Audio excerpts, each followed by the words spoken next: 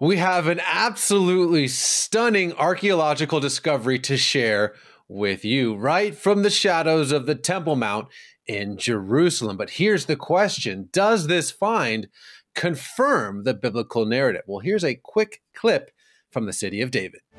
And here we actually have a direct letter signed with the seal of the king of Assyria, addressed to the king of Judah, saying to him, "Dear king of Judah, send the tribute quickly by the 1st of Av, and if not, the consequences will be severe." The composition of the bulla generally matches the components of the minerals and rocks in the Tigris Basin, and therefore the bulla most likely arrived here in Jerusalem as an official document from one of the Assyrian centers. We, as researchers, as archaeologists, as historians, always work in a constant fog. There aren't many cases where a spotlight shines for us, where we are able to connect the biblical narrative to historical sources and to the archaeology of Jerusalem and the land of Israel in such a strong way. I'm joined now by Israeli tour guide Yoav Rotem. So Yoav, my friend, let's start to unpack what this thing actually is. Shalom, Raj. So first of all, the place it was found. We've been there before, me and you. It's right next to the Temple Mount in Jerusalem, next to the southwestern corner. They've been excavating over there, actually the street that climbs up from the Pool of Siloam to the Temple Mount. They bring out a lot of dirt, also under some other constructions, and they sift it. They sift it with water in a different area. And one of the ladies who actually in the part of the project found a little tiny piece of clay. And she started to see organized things, forms on it. And they realized they have some writings over there, and this is very exciting. And after testing it and examine it, and they found out they have a little piece of a fragment, actually, of a seal, what we used to call a bulla, but it's different from the Judean bulla, that its origin is from Assyria, from the area of Iraq of today. They actually tested the material it was made out of, the clay. And there's Akkadian writing, Assyrian writing on it. It's dated to the 7th and the 8th century BC. And it's actually kind of like a demand of the regime, the Assyrian regime, from someone, probably from the Judean regime, for something. Not everything is very small piece of the entire inscription. Now, the inscription is actually something that you seal a letter or a message that the regime is sending to a regime, or connection. So it will be sealed, and only by the dry clay when you have to break it to open it. So only the people who this will send to could open it. Okay, so let's get after it. Why are people, not just in the archaeological world, but in the biblical world, so excited about this little piece of clay? Okay, thank you. This is the good part of it. So we have here, first of all, the first Assyrian inscription that is found in Jerusalem. It's actually joined to some other findings in the slopes west of the Temple Mount from the same time, 7th, 8th century BC, which Jerusalem expands to the west and north. It's actually connected to also a very famous wall that you and I have been before.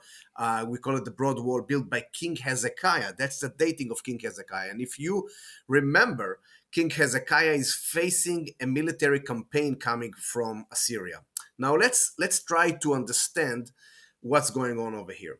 We know that the king before Hezekiah, and after Josiah, they have been under probably control or had to pay tax to Assyria. That's something that we know also from external sources to the Bible and the Bible itself telling us. And what we have here is actually the inscription is mentioning a man of authority, an officer who holds the chariot, or the one who holds the reins. And with a specific date, something that was supposed to happen on this date. Whether it didn't happen or demand it will happen, we don't know, we're missing. What can it be? Me and you can play on that. Now, again, time period, we have. Geographical location, we have. Let's actually build the puzzle together. We're talking about First Temple, which is Old Testament time of maybe Hezekiah, the king, very famous king that actually strengthening Jerusalem, preparing for a siege because he has a rebellion, a tax rebellion against Assyria. Maybe this is a letter that Sennacherib is telling him, you better pay your tax before I'm coming to you. This is something, I mean, again, we don't have it written all the way, but 1 and 1 plus, 1 plus 1 equals 2, and sometimes it's very close to 2 here. We are actually filling all the gaps, and this might be a message from the Assyrian regime to the regime in Judea: do your obligations up to the first day of the month of Av. That's the date mentioned. Otherwise, again, something may happen. Now, what happened? Go open 2 Kings, Yep. chapter 18. And we know Sennacherib is coming to Jerusalem. And what happens over there? You remember, of course, you remember that Judea is being destroyed completely, except Jerusalem. And we have a fascinating story over here that the angel of God is coming to the army, the Assyrian army, and they found them dead one day without destroying Jerusalem. We do not find destruction in Jerusalem during that time. Well, what I love about this, and if you're watching this, my friend, let me give you some encouragement. Have you're reading these old books, 2 Kings and Chronicles, and all these dusty books, and you think to yourself, did this actually happen? Are these people real? Is there any evidence? It just seems like so long ago, and it is a long, long time ago. To put it in perspective, 2,700 years ago, 700 BC is like from the time of Jesus to when this happened was 700 years. That's like from us almost back to the Crusades before the Renaissance. We're talking a very, very long time ago. But here's what's amazing to me, my friend, and I hope this encourages you, that we have things like the Sennacherib prisms and stuff like that. But here you have the first tangible evidence inside Jerusalem of Akkadian, of not just Akkadian, not just an Assyrian message, but an Assyrian message that is so closely, if not almost word for word, tied to the biblical narrative. And Yoav, you mentioned 2 Kings. So let me read this to you again. Almost 3,000 years ago, but I want you to feel the tangibility, the closeness, the humanity of our scriptures, to know that our Bible is true. And yes, you can trust the Bible. Here it is, 2 verses, chapter 18, verse 13, 2 Kings.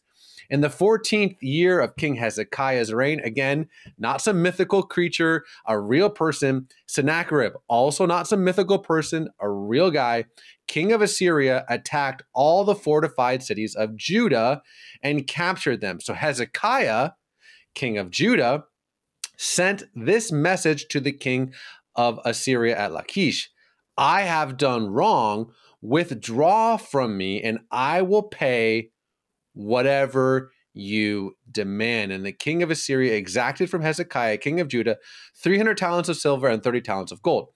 There's a lot more. There's archaeological things we could talk about from different finds that confirm this. But here you have it.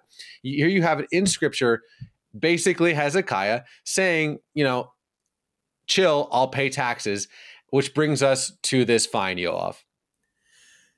Yes, Raj, I think we have to add to these findings some other findings that have been found in the recent years. First of all, the same area, a seal of Hezekiah the king, like a seal that he used to, the same area of what's called the archaeological garden of Jerusalem, the southern steps, south of the Temple Mount, between Jerusalem, the city of David, and the southwestern corner of the Temple Mount.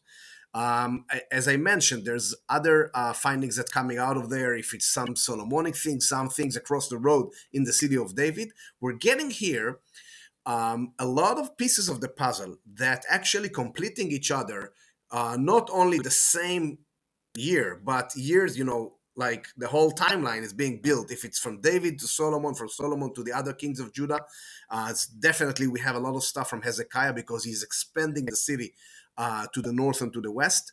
So, the picture is very clear. It's very exciting. And I always tell people, if there's one site that you want to visit, Israel is amazing. You need a few days, at least 7-8 days to see a good part of it. But But if there's one place you want to go, it's exactly the place where it was found, right next to the southwestern corner of the Temple Mount, the southern steps, the main entrance to the Temple Mount from the Second Temple time. I mean, now we have the findings, and there's a tower from Solomon's time. There's some Jewish immersion pools from, from the time of Jesus, the street from Jesus' time, a Jewish Hebrew writing from 2,000 years ago, the destruction of the temple that actually Jesus speaks about. You can see it with your own eyes in your Instagram moment that you like to say.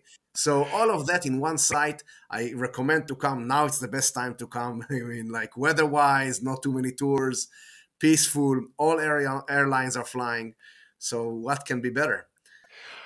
Well, Yoav, obviously you and I have geeked out with each other, walking through these archaeological parks, the Ophel, the City of David, the Southern Steps, the Davidson Center. And for my friend here, if you've never been to Jerusalem, I just want to encourage you that, a couple hundred years ago, if someone would have said, hey, prove to me archaeologically that so-and-so existed, that this happened, that this Bible story was a real thing, it would be really hard to do that. But we live in such a blessed, incredible time where, the more the world might say, oh, this doesn't happen, this is fairy tales, God's like, okay, archaeologists, dig right there. And this little tiny find that we're talking about today is a perfect example of that. Now, Yoav, I know you got to get going. I know it's late in Israel, but I appreciate your time as always. You're an amazing person, a great friend. Toda rabba, achi. Thank you, Raj. See you in Israel.